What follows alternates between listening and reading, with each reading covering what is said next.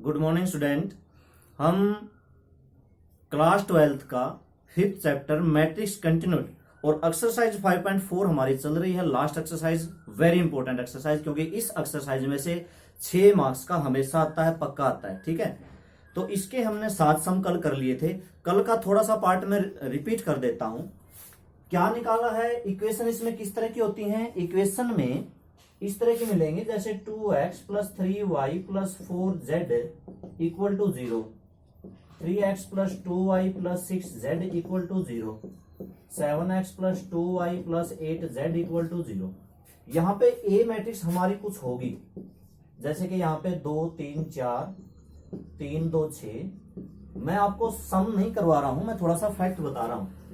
x हमारी क्या होगी, x y z, और b हमारी क्या होगी 0 0 0। सबसे पहले हम सम शुरू करते हैं, तो हम क्या करते हैं, a का डेटरमिनेंट निकालते हैं, और वो डेटरमिनेंट 0 के अलावा कुछ भी आ गया। अब आपको इसमें एडजॉइंट निकालने की जरूरत नहीं है। क्यों नहीं है एडजॉइंट निकालने की जरूरत, क्योंकि हम x का फार्मूला क्या होता है, a इनवर्स इनटू में b मेरा क्या है, b तो मेरा 0 है, यूं समझ लो, क्योंकि b तो सारा 0 0 0 है ना। तो a इनवर्स की 0 से गुणा करोगे तो 0 ही आएगा।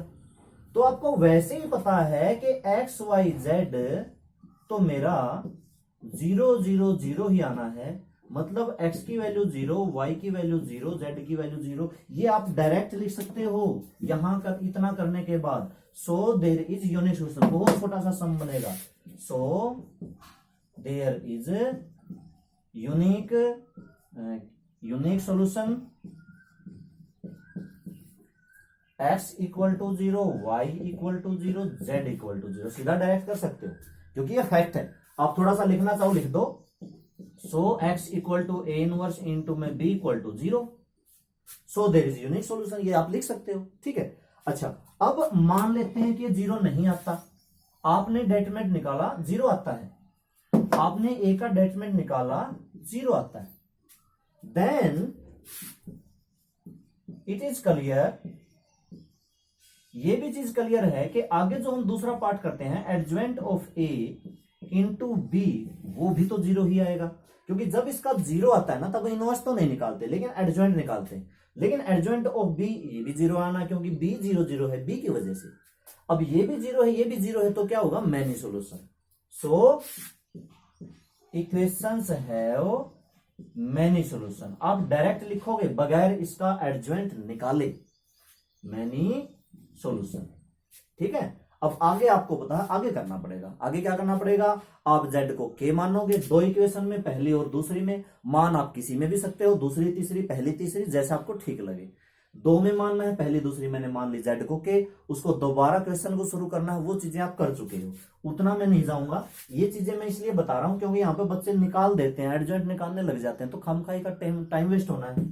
ठीक है, आगे आओ। अब हम करते हैं इसका 8 सम। 8 सम में देखो क्या दे रखा है। 8 सम मेरा है, ए मैट्रिक्स दे रखी है, 2 - 3 5, 3 2 - 4 और 1 1 - 2, और मेरी इक्वेशंस दे रखी हैं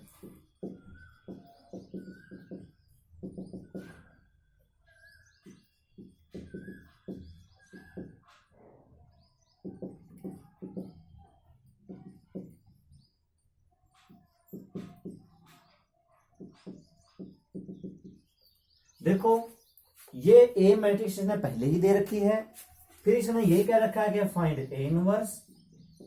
तो सबसे पहले आप क्या करोगे, इस मैट्रिक्स का इनवर्स निकालोगे, फिर इक्वेशंस को सोल्व करोगे। इक्वेशंस में हमारी 3 मैट्रिक्स आती हैं, एक ए आती है, एक एक्स आती है, एक बी आती है। तो देखो यहां से जो ए निकलेगी, ये यही तो है, 2 - 3 5, 2 - 3 5, 3 2 - 4, 3 2 - 4, 1 1 - 2, 1 1 - 2। तो ये बेवजह दे रखी है, बेवजह सिर्फ बच्चे को कंफ्यूज हो गया, अरे मुझे 2 बार करना पड़ेगा, एक बार इसका इनवर्स निकालना पड़ेगा, एक बार इसका इनवर्स निकालना पड़ेगा। नहीं, इनवर्स आपको एक ही बार जरूरत पड़ेगी, इसका निकाल दो, वही ये है। ठीक है, तो ये बेवजह दे रखे है। तो बच्चा ये सोचो भाई 2 बार करना पड़ेगा, नहीं, 2 बार नहीं करना, एक ही बार करना है। ठीक ऐसा ही 9th सम में है। नाइन्थ सम में यही है। मैं आपको एक बात बता दूं, ए इनवर्स का ट्रांसपोज और ए ट्रांसपोज का इनवर्स दोनों ही चीजें बराबर होती हैं, या इसका इनवर्स ट्रांसपोज मत लगाओ, तो किसी मैट्रिक्स का इनवर्स उसके ट्रांसपोज के इनवर्स के बराबर होता है, ट्रांसपोज के इनवर्स के बराबर होता है। ठीक है, किसी मैट्रिक्स का इनवर्स उसके ट्रांसपोज के ए के बराबर होता है। तो नाइन्थ सम में अगर मैं इसका मान लो कि मुझे यहां पे ट्रांसपोज कर रखा होता 2 - 3 5 है ना, ये 2 - 3 5 ऐसे, अगर ये ऐसे दे रखा होता 3 2 - 4 3 2 - 4, अगर ये ऐसे दे रखा होता 1 1 - 2 1 1 - 2 ऐसे दे रखा होता, तो क्या कुछ अलग हो जाता? नहीं। आप इसका इनवर्स निकालो और यहां पे भी आप यही लिखोगे कि ये जो मैट्रिक्स आई है इसको आप एक ट्रांसपोज नाम दे देना, ट्रांसपोज नाम दे देना, क्या फर्क पड़ता है, क्योंकि ये ए है तो ये ए का ट्रांसपोज है। ठीक है, तो ए का ट्रांसपोज का इनवर्स ए का इनवर्स का ट्रांसपोज होता है, एक ही बात है। ठीक है, अच्छा थोड़ा सा आपको अलग अलग मैट्रिक्स लग रही है, अब सुनो, अगर आपको अलग अलग मैट्रिक्स लग रही है तो मैं एक काम कर देता हूं, इस इक्वेशन को ax इक्वल टू बी की बजाय ax इक्वल टू बी की बजाय मैं लिख लेता हूं bx इक्वल टू सी, bx इक्वल टू सी। b मेरा यहां पे क्या होगा 2 - 3 5 3 2 - 4। मैं अगला सम नहीं समझाऊंगा, आप इसी में समझ लो। x मेरी वही हो जाएगी x y z और c मेरा वही हो जाएगा जो भी है बराबर में 11 - के 5 - का 3 ऐसे हो जाएगा। ठीक है, तो आप लिखोगे because b is equal to A का ट्रांसपोज, सो b का इनवर्स इक्वल टू ए के ट्रांसपोज का इनवर्स।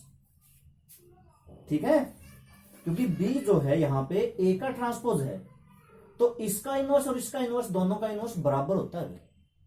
ठीक है, वही ए के ट्रांसपोज का इनवर्स वही इनवर्स का ट्रांसपोज दोनों का बराबर होता है। तो इसमें भी आपको 2 बार निकालने की जरूरत नहीं है। नाइन्थ सम में जो मेरे से अगले में इसमें है 1 1 1 1 2 - 3 2 1 - 1 3। ठीक है, उसमें भी आपको 2 बार करने की जरूरत नहीं है, वो भी बेवजह कंफ्यूज करने के लिए दे रखा है। आप इसका इनवर्स निकाल दो, वही इसका इनवर्स है, भले ही यहाँ पे ट्रांसपोज के रूप में आ रहा हो, भले ही ये ट्रांसपोज के फॉर्म में हो, कोई फर्क नहीं पड़ता, दोनों का इनवर्स बराबर होगा। ठीक है, तो एक ही बार इसमें निकालना, दोबारा मत निकालना, कहीं 2 बार करने लग जाओ। सोचो कि ये दोनों अलग अलग मैट्रिक्स हैं, अलग अलग नहीं है, सेम ही है। अच्छा अगला 10th सम मैं करवाता हूं। 10th सम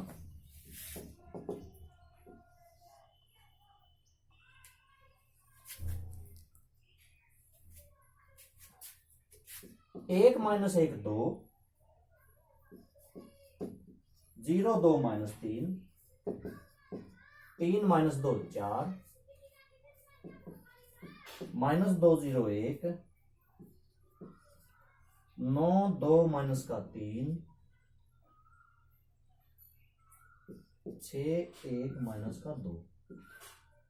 आपको देखो इनकी मल्टीप्लाई करनी पड़ेगी, इसकी इससे माइनस के 2 माइनस के 9 प्लस का 6, यहां पे ये 1 आया, फिर इसकी इससे करेंगे 0 माइनस का 2 प्लस का 2 ये 0 आया, फिर इसकी इससे करोगे तो 1 3 और माइनस का 4 ये भी जो आएगा, मतलब ये 0 1 0 आएगा और ये 0 0 1 आएगा। कहने का मतलब इन दोनों की मल्टीप्लाई क्या आती है, आइडेंटिटी आती है। अब मेरी बात सुनो, जब ए की और बी की मल्टीप्लाई आई आता है तो मैंने इसके बारे में कुछ बताया था, और बी की और ए की मल्टीप्लाई अगर आई आती है तो क्या बताता, तो मैंने बताया था 2 मैट्रिक्स की गुणा आई तभी आ सकती है जब ए बराबर हो बी का इनवर्स और बी बराबर हो ए का इनवर्स। इन दोनों की गुणा आई आने का मतलब इस मैट्रिक्स का इनवर्स क्या है, ये है। इस मैट्रिक्स का इनवर्स क्या है, ये है। बात को समझ रहे हो? आपको इनवर्स निकालने की इसमें भी जरूरत नहीं है, पिछले में तो थी, लेकिन इसमें जरूरत नहीं है। अब देखो क्या करना है, इसको आप इक्वेशन नंबर 1 नाम दे दो, या लिख दो यहां पे 100। अच्छा, क्वेश्चन में मैंने देखा क्वेश्चन में इक्वेशंस दो दे रखी हैं, 1 - 1 2 0 2, ये वाली दे रखी है। तो आप यहां पे लिखो, सो 1 - 1 2 0 2 -3 और 3 - 2 4 का इनवर्स बराबर होगा ये वाली मैट्रिक्स, -2 0 1 9 2 -3 और 6 1 -2। इसको आप इक्वेशन नंबर 1 नाम दो, इसको मत दो, ठीक है। दोनों की गुना आई आती है, तो इसका इनवर्स ये है। जब आप इक्वेशंस लिखोगे, सोल्व करोगे, तो आपको एडजॉइंट निकालने की जरूरत नहीं है, सीधा डायरेक्ट हमारे पास इनवर्स पहले से ही आ चुका है। अब हम आगे इक्वेशन लिखेंगे, x - y प्लस का 2z equal to 1, 2y minus का 3z इक्वल टू 1 और 3x - 2y plus 4z equal to 2। तो यहां से जो a बनेगी ना मेरी, a बनेगी 1 - 1 2 0 2 -3 और 3 - का 2 4, बाकी आगे x बनेगी, b बनेगी। खैर ये मैट्रिक्स यही है और इसका इनवर्स ये है, सीधा लिखना आपको। सो a इनवर्स आपको सीधा लिखना है, a इनवर्स बराबर ये लिख दो, क्योंकि इसका इनवर्स ये है, -2 0 1 9 2 - का 3 और 6 1 - का 2 हो गया।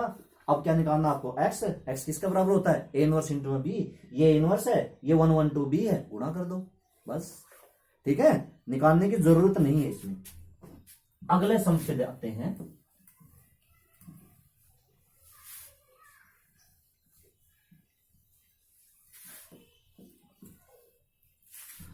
अगले सम पे आते हैं 10th के बाद 11th सेम है। दो मैट्रिक्स दे रखी हैं a और b, दोनों की गुना करनी है, मल्टीप्लाई करनी है, आई ही आएगी। सेम यही 10th की तरह है। अच्छा करके देख लेते हैं। a b 11th में a इंटू में b 1 - 1 0 2 3 4 0 1 2 और b 2 2 - का 4 -4 2 - का 4 2 - 1 5। अच्छा गुणा करना इसकी इससे, ए बी है ना। अच्छा दो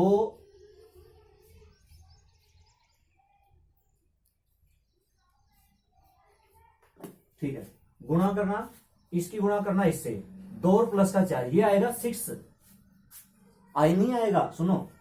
फिर इसकी इससे करेंगे 0, फिर इसकी इससे करेंगे 0, इसकी इससे करेंगे 0, फिर आएगा 6। जब इसकी इससे करेंगे तो 4, हाँ, और फिर ये 0 0 0 6, इसमें से लिया 6 कॉमन। तो कहने का मतलब जो मेरा ए बी है वो मेरा 6i के बराबर आया, i के बराबर नहीं आया, 6i के बराबर आया। अब हमारा क्या होगा, अब देखो, अगर मुझे a का इनवर्स निकालना है, अगर मुझे a का इनवर्स निकालना है मैट्रिक्स में a, हाँ ये मेरी a बनेगी, ठीक है। नाउ इसको इक्वेशन नंबर 1 नाम दे दो। या फिर एक बात सोचो, अगर ये a की और b की मल्टीप्लाई 6i आता है, तो a का इनवर्स अब की बार b तो नहीं होगा। क्यों? क्योंकि वहां पर i नहीं आया, 6i, इसमें से 6 कॉमन लेना पड़ेगा, फिर ये 1 0 0 0 1 0 0 0 1 बनेगा। तो किसके बराबर आया, ये 6i के बराबर आया। यहां से आप a का इनवर्स नहीं निकाल सकते, a को उधर ले जाओ, ले जाओ, तो b मेरा किसके बराबर आएगा, 6i इंटू में a inverse, sorry a inverse पहले है तो पहले ही मल्टीप्लाई होगा, 6 इनवर्स i के साथ पहले ही मल्टीप्लाई करना पड़ेगा। तो b equal to 6a inverse, और 6 बटे में आया तो 1/6 b equal to a inverse. बस इतनी बात को समझो, a inverse equal to 1/6 b होगा, ठीक है। इसका सीधा इनवर्स ये नहीं होगा, इसके आगे 1/6 भी लगेगा। तो सो a इनवर्स इक्वल टू 1/6 और मैट्रिक्स मेरी ये 2 2 - का 4 -का 4 2 - 4 और 2 - 1 5। लो मैंने a का इनवर्स निकाल के दिखा दिया है। अब आप इस क्वेश्चन को पूरा कर सकते हो, इक्वेशंस को दे रखी है ना। आगे आप इक्वेशन जो बनाओगे x minus y is equal to 3, 17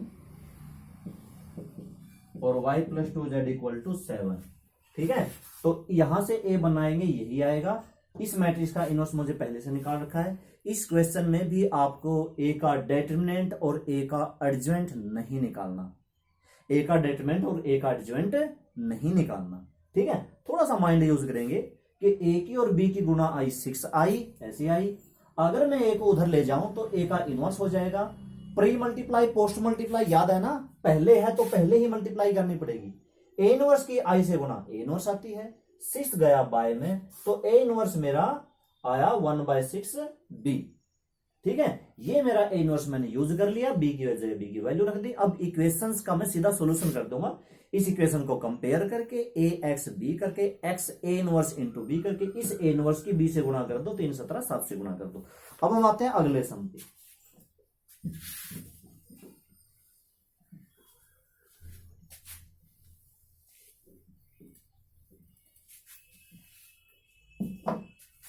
अच्छा, लास्ट के हमारे दो सम बचते हैं, 12वां और 13वां, और ये सम देख के आपको ये समझ में आ जाएगा कि मैट्रिक्स का यूज क्या है। अब तक आप ये पढ़ रहे हो मैट्रिक्स का यूज क्या, मैट्रिक्स हम पढ़ तो रहे हैं, क्या यूज है। एक तो बच्चों के सबसे बड़ा क्वेश्चन बच्चों के माइंड में आता है कि ट्रिग्नोमेट्री का क्या यूज है। तो ट्रिग्नोमेट्री का यूज क्या है वो भी आप सीखोगे। एक चैप्टर आएगा उसमें ट्रिग्नोमेट्री के ऐसे ऐसे क्वेश्चन हैं जनरली लाइफ से रिलेटेड, है ना, कि अपने जीवन से किस तरह के एग्जाम्पल हम ट्रिग्नोमेट्री को अप्लाई कर सकते हैं अपने डेली लाइफ में। ठीक है, थोड़ा सा एडवांस है, थोड़ा सा आर्मी वाले जैसे फौज हुआ में उसमें वहां पे होता है, तो वहां पे वो वाली बात भी है, वहां पे उनको बहुत सारी ऐसे ट्रिग्नोमेट्री यूज करनी पड़ती है। अब मैट्रिक्स का यूज देखो, 12वां क्वेश्चन, 12वां क्या है, sum of 3 numbers is -1 if second number is multiply by 2। तो सबसे पहले 3 नंबर, लेट 3 numbers आर बराबर लिख लो x, y, z। अच्छा, अब इनमें तीनों में बड़ा कौन सा है, छोटा में कौन सा है, क्योंकि नहीं सेकंड नंबर। ठीक है, फर्स्ट सेकंड और थर्ड। सबसे पहली इक्वेशन अकॉर्डिंग टू क्वेश्चन 1, तीनों का sum x plus y plus z बराबर में -1, इक्वेशन नंबर 1। तीनों का सम कितना है, -1। दूसरी condition, if second number is multiply by 2, second को मल्टीप्लाई कर दो अकॉर्डिंग टू क्वेश्चन 2, सेकेंड को मल्टीप्लाई कर दो 2 से, y को मैंने 2 से कर दिया, and third number by 3, third को कर दो 3 से। अच्छा, ये प्लस करना अभी देखते हैं।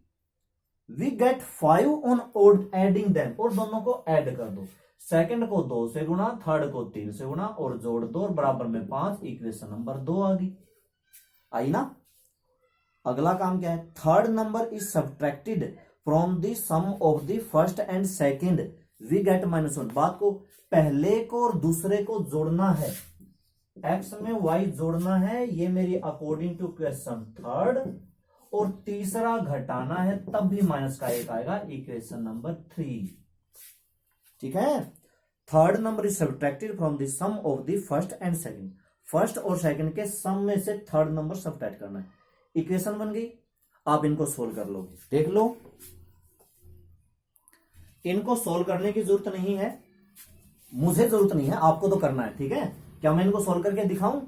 बिल्कुल सीधा सा क्वेश्चन है, ए निकालना, एक्स निकालना, बी निकालना, ए का इनवर्स निकालना, बी से गुणा करना। ठीक है, अगले पे आओ, लास्ट सम पे। लास्ट सम 13 सम में क्या है, a school wants to award students for the value of honesty, regularity and hard work with a total cash prize. अच्छा, कैश अवार्ड है 3 times the award money for hard work added to given for honesty. तो देखो, तीनों का अलग अलग हमने prize मानना पड़ेगा। ठीक है, लेट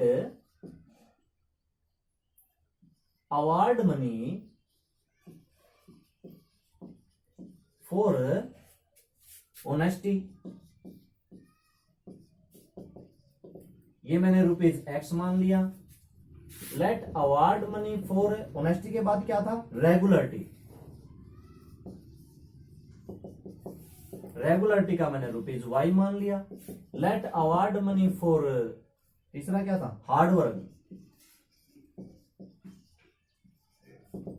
वो मैंने रुपीज जेड मान लिया।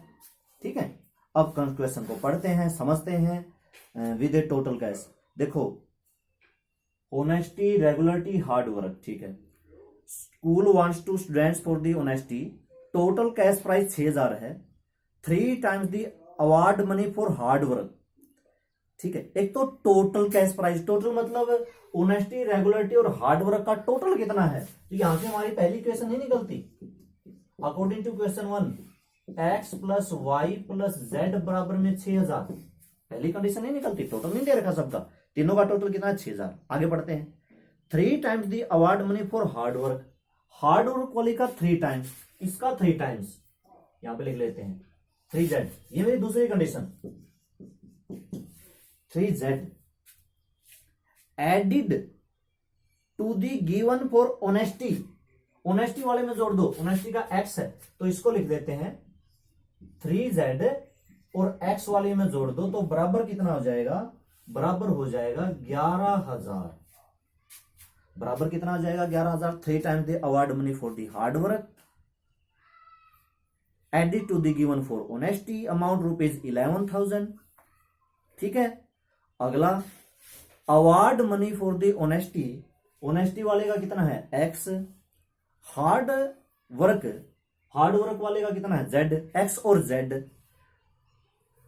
Together is double the one given for regularity. इसका मतलब समझ में आया कि अवार्ड फॉर ऑनेस्टी, ऑनेस्टी वाले का x प्लस हार्ड वर्क वाले का z इक्वल, किसके इक्वल है, ये दोनों टुगेदर डबल हैं किसके, रेगुलरिटी वाले के, रेगुलरिटी वाले के कितने हैं, डबल हैं। ये मेरी तीसरी कंडीशन हुई। अकॉर्डिंग टू क्वेश्चन 3, यहां से y को इधर ले आओ, x minus 2y plus z equal to 0। Equation 1 मेरी ये है, इक्वेशन 2 मेरी ये है, इक्वेशन 3 मेरी ये है। इस 2y को उधर मत रखना, कहीं इसको b में ले लो, ये तो इधर आएगा, x y z के कोएफिशिएंट सारे इधर आते हैं।